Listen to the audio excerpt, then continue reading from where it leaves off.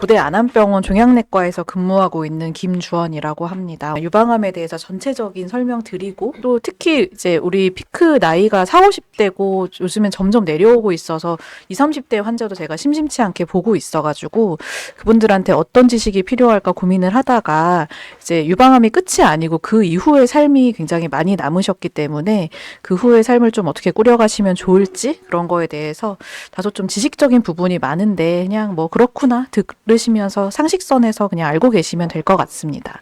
그래서 처음에 제가 조금 가져와 본 자료는 유방암 백서라고 해서 이제 유방암 학회에서 매해 거의 발간이 되고 있는 자료인데요.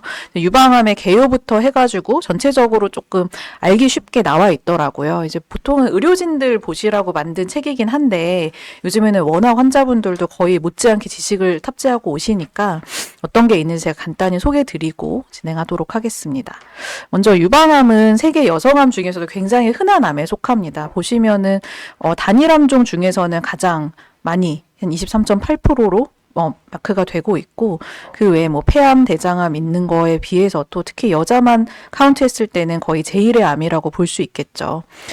우리나라는 유방암 발생이 그렇게 낮은 편도 아니고 높은 편도 아닌 것 같은데 특이할 점은 이쪽 화면에서 보실 때 왼쪽 편이 유방암 발생률이고 오른쪽 편이 사망률이 되는데 발생률은 한 61.5명, 10만 명당 그렇다고 할 때 사망률은 다른 나라에 비해서 현저히 뚝 떨어지는 것을 볼 수 있어요. 아무래도 우리나라가 워낙에 이런 검진 시스템 이런 게 잘 되어 있고 의료 접근성도 좋다 보니까 상대적으로 조기에 진단이 되어서 사망률을 좀 확 낮출 수 있는 그런 환경이 좀 조성되어 있지 않나 생각을 합니다.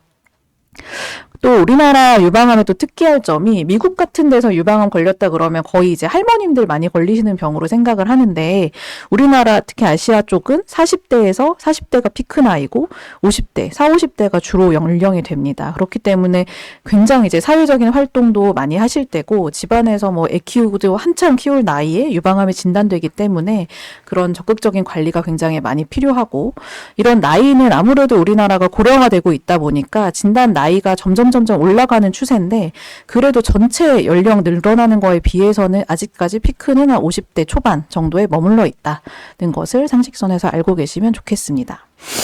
유방암의 위험도를 증가시킨다고 알려진 위험인자는 에스트로겐 노출 기간, 이게 요새 많이 문제가 되고 있는데요. 저도 최근에 이제 대규모로 한 세계적인 연구 찾아보면 우리나라 유방암이 증가하고 있는 이유가 이제 사람들이 출산율이 급격히 낮아지면서 이제 임신을 안 하고 하다 보니까 에스트로겐 노출 기간이 길어지고 이러면서 좀 유방암이 많이 한국이 증가하고 있다. 이게 거의 논문에 써 있을 정도로 좀 문제가 되고 있는 것 같더라고요. 그 외에도 뭐 비만, 흔히 알고 있는 음주 흡연 이런 것도 있고 호르몬 대체요법이나 경구 피임약 드시는 것도 아무래도 조금 위험을 올린다고 알려져 있고 기타 사항으로는 가족분들 중에서 유방암, 췌장암, 뭐 전립선암 이런 가족력이 많을 경우에 검사를 했더니 브라카 변이가 있더라. 이런 경우에는 아무래도 위험도가 확 올라간다고 할 수 있겠습니다. 그 후에 제가 주로 설명드릴 내용은 유방암 환자의 생식력 보존 내용이 첫 번째가 되겠고 그 후에 심리적 적응에 대해서는 제가 간단하게 말씀드리고 끝내는 것으로 하겠습니다.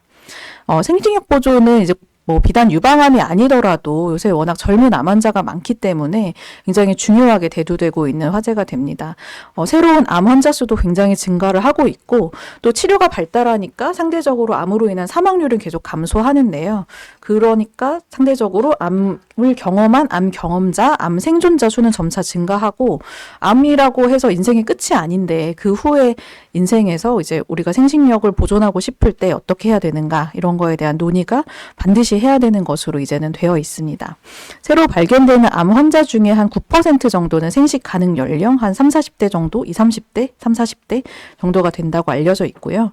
그렇기 때문에 미래의 가입력을 위한 옵션 제공을 꼭 해야 된다는 것이 이제는 컨센서스가 되었습니다. 그래서 이제 미국에서 나오는 가이드라인도 2018년도 보통 한 5년마다 이제 갱신이 되던데 이런 가이드라인도 있어서 꼭 의사들이 참고를 하도록 되어 있고요. 이거는 제가 나중에 1차적으로 설명을 드리고 가이드라인 다시 한번 살펴보도록 하겠습니다. 생식력 보존이 필요한 상황은 사실상 뭐 거의 젊은 여성암 환자라면 누구나 체크가 필요합니다. 뭐 결혼에 대한 생각이 없고 자녀에 대한 생각이 없더라도 반드시 한 번은 물어보고 문진을 하도록 되어 있고요. 보통은 그래도 40세 이하 환자에서 이제 난소 나이가 어느 정도 보존이 되고 있을 때 꼭 체크를 해야 된다고 되어 있고, 알킬레이팅 에이전트라고 고위험 약물이라고 되어 있는데 대표적인 게 사이클로포스파마이드, 유방암 환자에서 조기 선행항암, 보조항암 이런 게 계획되어 있을 때는 반드시 생식력에 대한 상담을 해야 한다. 그리고 산부인과적 암 치료를 하고 나서 그 복부나 난소 부위 쪽으로 방사선 치료가 계획된 경우에도 나중에 생식력에 영향을 받을 수 있기 때문에 꼭 보존에 대한 플랜을 세워두고 해야 하겠습니다.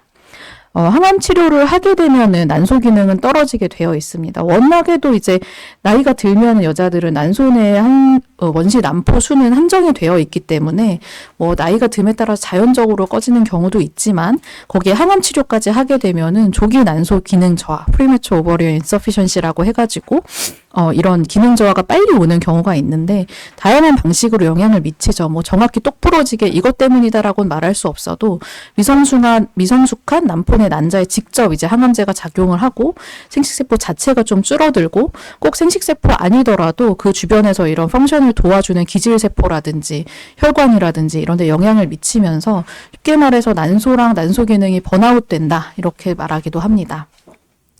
난소 기능에 영향을 미치는 항암요법은 여기에 거의 다라고 저는 생각을 하는데요. 그 중에서 특히 하이리스크 70% 넘게 이 약을 쓰면은 거의 난소 기능이 많이 영향을 끼친다, 낮아진다, 이렇게 보이는 약의 대표적인 게 아까 말씀드렸던 사이클로포스파마이드, 아니면 육종에서 많이 쓰이는 이포스파마이드라든지 대장암이나 이런 데 쓰이는 베바시주맙, 이런 것도 중간 정도의 위험도로 영향을 미친다는 것을 알려져 있습니다. 그 외에 항암 치료 말고도 이렇게 스템셀 트랜스플란테이션, 백혈병 환자들이 이제 골수 이식할 때 완전히 굉장히 강한 항암 치료를 하기 때문에 이런 경우에도 꼭 신경을 써서 생식력 보존을 해야겠습니다. 그러면 어떻게 할 것인가가 또 중요한데, 생식력 보존의 방법은 크게 저는 3가지라고 생각하고, 사실은 더 많은 방법이 있는데 우리가 현실적으로 접근할 수 있는 게 난자나 배아를 동결 보존하는 방법, 그리고 난소 조직을 또 떼내가지고 우리가 보존하는 방법, 아니면 주사 맞는 방법. 이건 아마 하고 계신 분들 꽤 많으실 것 같아요. GnRH 아고니스트라고 해서 4주에 한 번씩 주사 맞으시는 분들 많죠. 이런 것들이 있습니다. 하나씩 보면은 이제 엠브리오 크라이오 프리저베이션은 배아 동결 보존이라고 해서 이거를 첫 번째로 권고를 하고 있어요. 이거는 결혼하신 분들, 아니면 남성 파트너가 있어서 꼭 이제 유방암 치료가 끝나면은 자녀 계획이 나는 분명하게 있다, 이분이랑 있다, 그러면은 수정을 시켜가지고 그 배아를 얼려놓는 게 가장 지금으로선 성공률이 높다고 할 수 있습니다. 비교적 기술도 확립이 돼 있고, 특히 우리나라의 성공률이 높기 때문에 어느 정도 성공이 되겠다 예측을 가능할 수 있지만, 역시 예후는 이제 얼마나 잘 보존이 되느냐에 따라서 달라질 수 있습니다.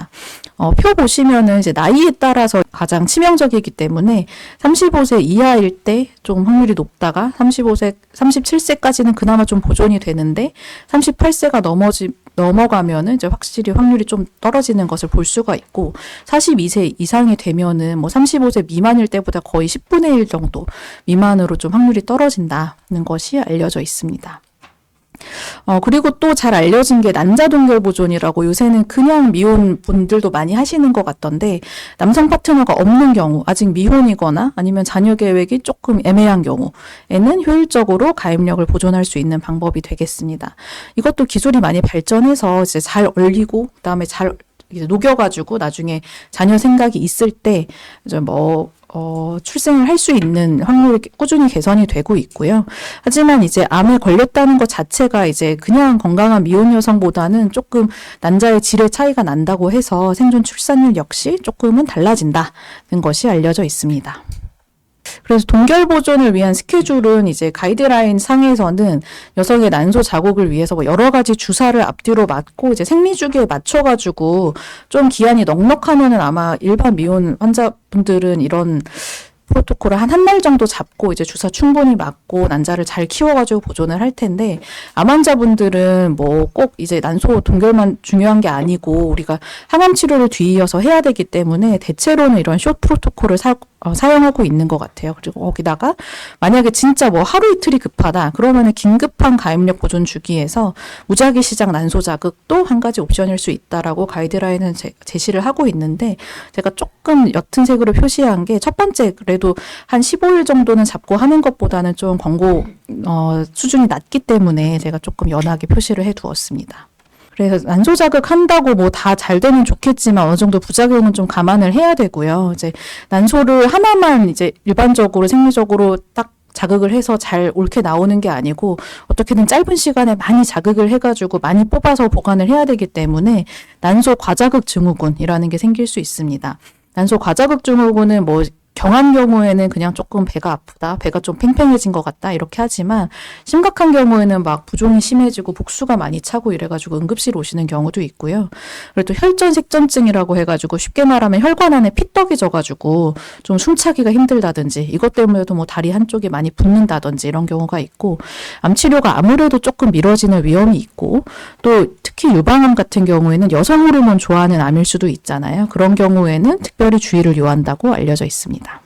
그래서 이게 실제로 안전한가, 그리고 암 치료도 중요한데 그 전에 난소 보관을 위해서 막 호르몬을 주면은 그 다음에 혹시 유방암이 위험해지지 않을까 해가지고 조금 연구가 된 게 있어요. 그런 경우에 유방암 같은 경우에는 레트로졸 우리가 많이 쓰고 있는 그 호르몬 차단제가 될 텐데, 그런 것들을 같이 쓰면은 조금 안전하지 않을까 해가지고 여러 가지 연구 한 2,000명 환자 대상으로 분석했을 때 난소 하기 위해서 그런 호르몬 자극제를 같이 주면서 레트로졸을 같이 주는 게 조금 이제 유방암 환자를 보호하는 데 도움이 되더라라는 연구 결과가 있고, 또 미국에서 이제 선양적으로 봤을 때 IVF 그 난소 자극하면서 에스트로겐이 아무래도 오르게 되니까 유방암은 괜찮을지 보기 위해서 또 레트로졸이랑 고나노트로핀이라는 주사를 같이 썼을 때 수술부터 항암 치료까지의 기간이 뭐 크게 차이가 나지 않고, 아무래도 에스트라디올 레벨은 좀 올라가지만 그거에 의해서 유방암이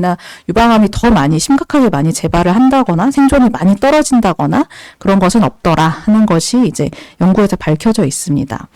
제 환자 케이스를 한번 갖고 왔는데요. 제 환자 보시면은 25세 환자가 유방에 혹이 만져진다는 거를 주소로 최근에 오신 분이 계세요. 봤더니 사진 찍어봤더니 굉장히 유방의 혹도 크고 겨드랑이에 임파선도 굉장히 많이 가 있고, 조직 검사를 해봤더니 뭐 T병기가 3기, N병기가 2기에 뭐 크게 개면 5.8cm가 넘어가고, 여성 호르몬 좋아하는 ERPR 수용체 양성이 나왔습니다.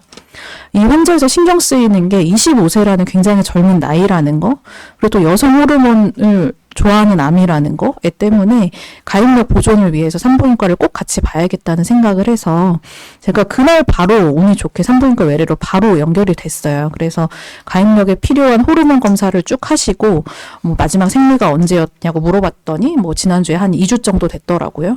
그래서 3가지 주사 스케줄에 맞게 드리고, 거기에 플러스 우리가 유방암 환자이기 때문에 에스트로겐 레벨 너무 높아지면 안 되니까 레트로졸까지 같이 드리면서 이제 가입력 보존을 위한 시도를 트라이를 했습니다.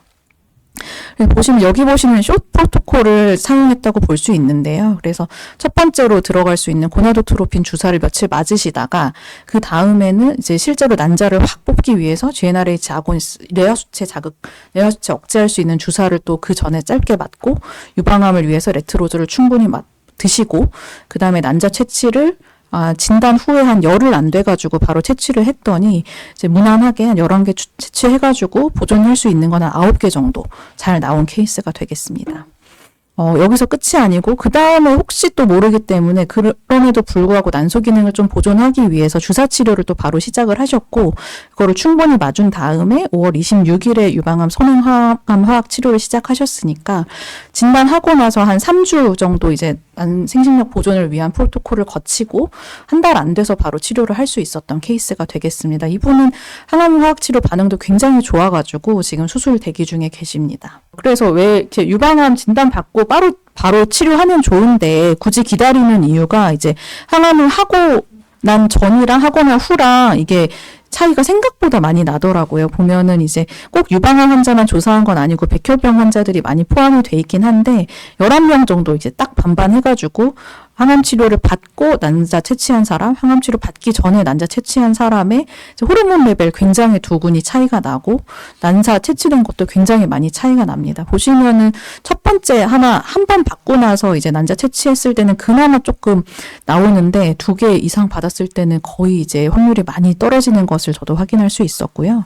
난자의 수뿐만 아니라 질적인 면에서도 굉장히 2번 이상 지나가면 좀 쉽지 않다. 이런 상황이 있어서 저도 반드시 항암 치료 시작하기 전에 먼저 여쭤보고, 그때 약간 생각이 좀 애매하다 했을 때는 한 번 하고 나서 또 꼭 물어보는 편입니다. 아직까지는 기회가 있다. 지금이라도 생각 바뀌셨으면 우리 이거 해놓고 항암 치료하자.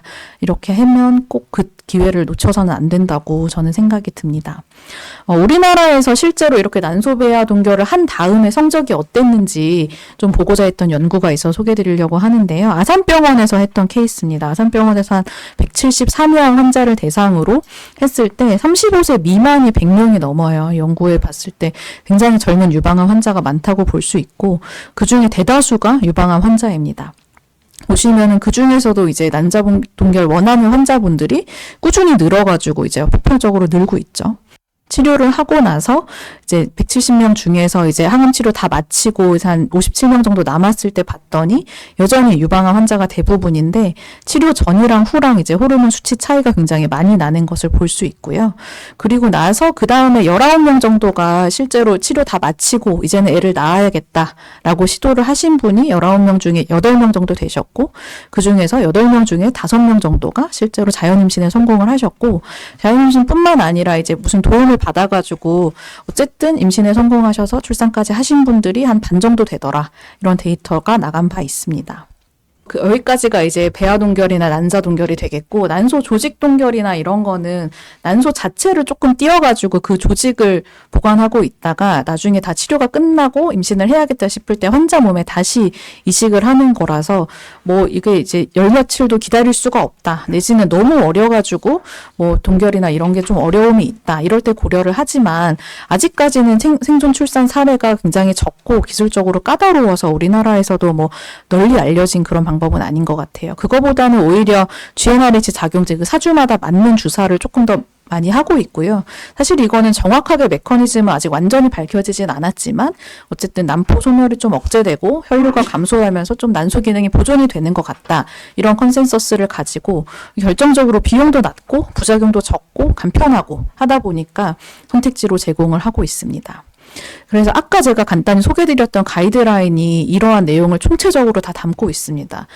배아 동결이 가장 1번으로 추천을 하고 있고 그 다음에는 배아 수정되지 않은 난자 동결을 하는 것이 방법이 될 수 있고 그리고 이런 난소 자극해가지고 난자 동결하는 스케줄은 이제 임상적 위급성에 따라서 조금 플렉서블하게 할 수 있고 오바리안 트랜스포지션이랑 이제 컨저베이티브 자이네콜로지 서저리는 제가 이제 소개드리진 않았는데 어쨌든 난소 이제 산부인과적으로 수술하거나 거기에 방사선 쬐거나 할 때 조금 옵션이 될 수 있고 거기다가 아직은 논란이 있고 메커니즘 잘 모르겠지만 사주마다 맞는 주사도 옵션이 될 수 있고 나중에 티슈를 그 난소 조직을 얼려놔서 다시 이식하는 방법도 할 수 있지만 아직은 실험적인 방법이다라는 것이 이 가이드라인에 요약되어 있다고 알고 계시면 되겠습니다.